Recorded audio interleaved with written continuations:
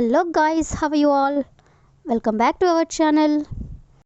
జనరల్గా మన డైలీ లైఫ్లో మనం చాలా రకాల వర్డ్స్ అండ్ సెంటెన్సెస్ అనేవి యూజ్ చేస్తూ ఉంటాం కదా. సో అలాంటి వర్డ్స్ అండ్ సెంటెన్సెస్లో నుంచి నేను కొన్ని వర్డ్స్ తీసుకొని వాటికి సంబంధించిన కొన్ని ఎగ్జాంపుల్ సెంటెన్సెస్ అనేవి మీకు క్లియర్గా చెప్తాను. మీరైతే ఈ వీడియోని స్కిప్ చేయకుండా ఎండ్ వరకు చూడడానికి ప్రయత్నించండి. అలాంటి వీడియోస్ నా ఛానల్లో చాలానే ఉన్నాయి, వాటిని కూడా ఒకసారి మీరు ప్లేలిస్ట్లోకి వెళ్ళి చూసేయండి. మీకు ఏమైనా డౌట్స్ ఉంటే డిస్క్రిప్షన్లో నా ఇన్స్టాగ్రామ్ ఐడి అనేది లింక్ ఇచ్చున్నాను, ఒకసారి చెక్ చేయండి. మరెందుకు ఆలస్యం, let's go to the topic. First word పెద్దది చేసి చెప్పడం. అంటే ఏదైనా ఒక విషయాన్ని జరిగినట్లు కాకుండా ఇంకొంచెం పెద్ద చేసి చెప్తూ ఉంటారు కదా. సో ఈ వర్డ్ని మనం ఇంగ్లీష్లో ఎగ్జాగరేట్ అంటే పెద్దది చేసి చెప్పడం. అంటే ఫర్ ఎగ్జాంపుల్, ఆమె ప్రతిదీ పెద్దది చేసి చెబుతుంది. ఆమె ప్రతిదీ అంటే ఏదైనా సరే పెద్దది చేసి చెప్తుంది. అదేవిధంగా ఎందుకు వాళ్ళు ప్రతిదీ పెద్దది చేసి చెప్తున్నారు అంటే ఎందుకు ప్రతిదీ కూడా చిన్న విషయాన్ని కూడా పెద్దది చేసి చెప్తున్నారు అని. సో ఈ విధంగా అనమాట. సో ఈ వర్డ్ని తీసుకొని దానికి సంబంధించిన కొన్ని ఎగ్జాంపుల్ సెంటెన్సెస్ అనేవి చూద్దాం. సో ఫస్ట్ వన్, వాళ్ళకి ఈ విషయం గురించి తెలియనివ్వకండి, పెద్దది చేసి చెప్తారు. అంటే వాళ్ళకి ఈ విషయం గురించి చెప్పొద్దు, తెలిస్తే పెద్ద చేసి చెబుతారు అని. సో దీన్ని మనం ఇంగ్లీష్లో don't let them know about this matter, they will exaggerate.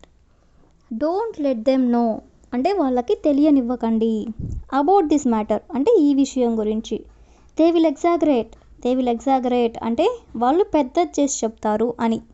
అదేవిధంగా నెక్స్ట్ వన్, అతను ఈ విషయాన్ని పెద్దది చేసి చెప్పాడా అని అడగాలనుకున్నప్పుడు did he exaggerate this matter, అంటే అతను పెద్దది చేసి చెప్పాడా, దిస్ మ్యాటర్ అంటే ఈ విషయాన్ని. అదేవిధంగా నెక్స్ట్ వన్, అతను ప్రతిదీ పెద్దది చేసి చెప్పే అలవాటు మానేశాడు. అంటే అతను ప్రతిదీ కూడా పెద్దది చేసి చెప్పే అలవాటుని మానేశాడు అని. సో దీన్ని ఇంగ్లీష్లో he has broken the habit of exaggerating everything. అంటే అతను అలవాటు మానేశాడు, ఆఫ్ ఎగ్జాగరేటింగ్ ఎవ్రీథింగ్ అంటే ప్రతిదీ కూడా పెద్దది చేసి చెప్పే అలవాటుని. అదేవిధంగా నెక్స్ట్ వన్, ఎవరు ఈ విషయాన్ని పెద్దది చేసి చెప్పారు ఇలా అడగాలనుకున్నప్పుడు, అంటే ఎవరు ఈ విషయాన్ని పెద్దది చేసి చెప్పారు అని అడగాలనుకున్నప్పుడు who exaggerated this matter. Who అంటే ఎవరు, ఎగ్జాగరేటెడ్ అంటే పెద్దది చేసి చెప్పడం, దిస్ మ్యాటర్ అంటే ఈ విషయాన్ని.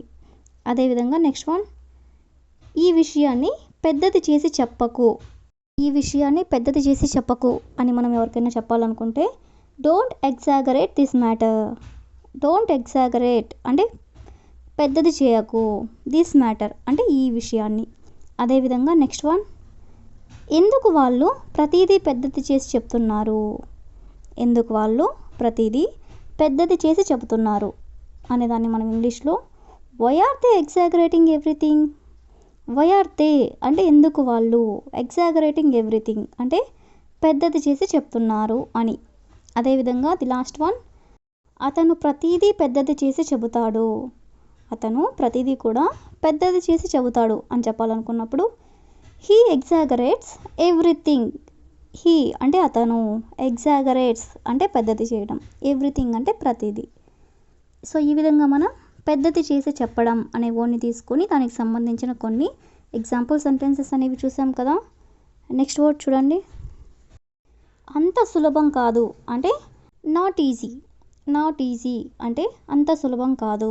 అంటే ఫర్ ఎగ్జాంపుల్, ఈ నిర్ణయం తీసుకోవడం అంత సులభం కాదు, లేదా ఈ పని చేయడం అంత సులభం కాదు, ఈ విధంగా అనమాట.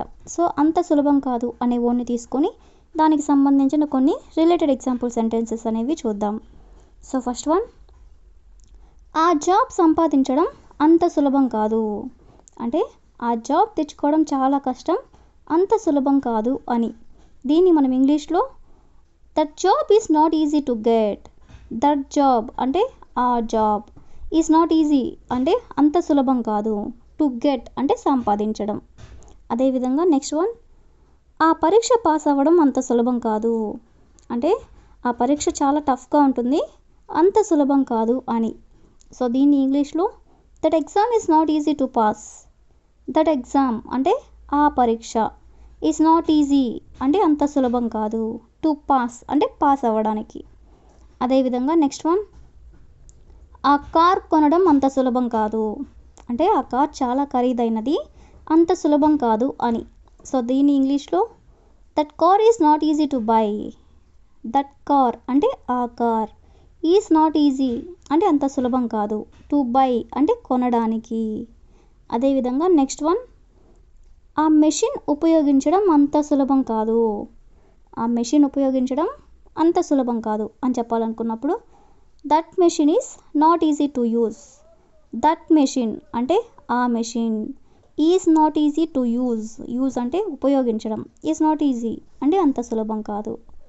అదేవిధంగా నెక్స్ట్ వన్, ఈ పాఠం నేర్పించడం అంత సులభం కాదు అంటే ఇది చాలా టఫ్ అయినది, అంత ఈజీ కాదు అని. సో దీన్ని ఇంగ్లీష్లో this lesson is not easy to teach. This lesson అంటే ఈ పాఠం, is not easy to teach అంటే చెప్పడానికి అంటే నేర్పించడానికి అంత ఈజీ కాదు అని. అదేవిధంగా నెక్స్ట్ వన్, హిందీ నేర్చుకోవడం అంత సులభం కాదు అంటే హిందీ అనేది చాలా టఫ్ అయిన లాంగ్వేజ్, అంత సులభం కాదు అని. సో దీన్ని మనం ఇంగ్లీష్లో Hindi is not easy to learn. Hindi is not easy అంటే హిందీ అంత సులభం కాదు, టు లెర్న్ అంటే నేర్చుకోవడానికి. అదేవిధంగా నెక్స్ట్ వన్, ఈ పని చేయడం అంత సులభం కాదు. దీన్ని మనం ఎగ్జాంపుల్గా చెప్పుకున్నాం కదా. సో దీన్ని ఇంగ్లీష్లో this work is not easy to do. This work అంటే ఈ పని, is not easy to do అంటే చేయడానికి అంత సులభం కాదు అని. అదేవిధంగా ది లాస్ట్ వన్, ఈ నిర్ణయం తీసుకోవడం అంత సులభం కాదు. ఈ నిర్ణయం తీసుకోవడం అంత సులభం కాదు అనేదాన్ని this decision is not easy to make. This decision అంటే ఈ నిర్ణయం, is not easy to make అంటే తీసుకోవడం అంత సులభం కాదు అని. సో ఈ విధంగా మనం అంత సులభం కాదు అనే వర్డ్ని కూడా తీసుకొని దానికి సంబంధించిన కొన్ని రిలేటెడ్ ఎగ్జాంపుల్ సెంటెన్సెస్ అనేవి చూసాం కదా. So that's all for today. I will ask you a question for you. ప్రయాణించడం అంత సులభం కాదు. ప్రయాణించడం అంత సులభం కాదు. So if you know this one in English, please you can comment in the comment section. Thank you for watching.